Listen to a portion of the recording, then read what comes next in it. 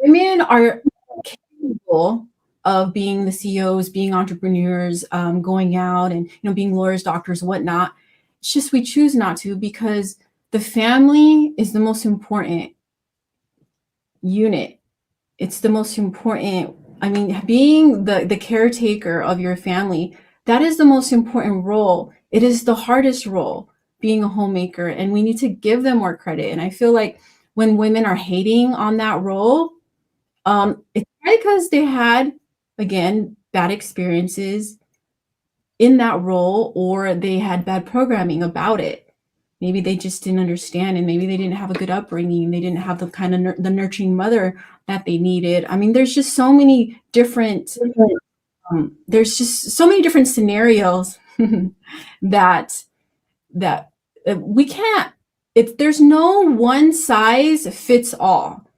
It has to. It's And then another thing is like the victimization role. Like, oh, it being in that state of oppression is like, oh, poor me, I had it so hard. But everybody has it hard.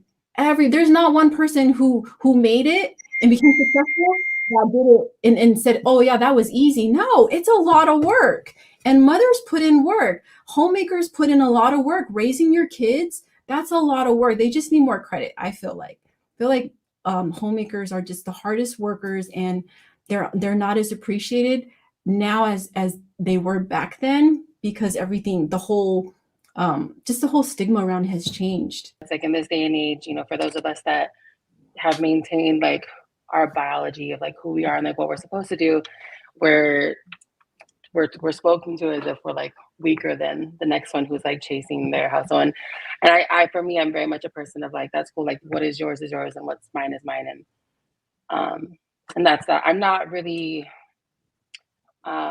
I think for me, I'm someone I'm very comfortable and secure in who I am, that when it comes to someone trying to tell me about myself, I don't give it much energy or life, just because I'm comfortable with where I'm at. I mean, do I think that it's very prevalent? I do.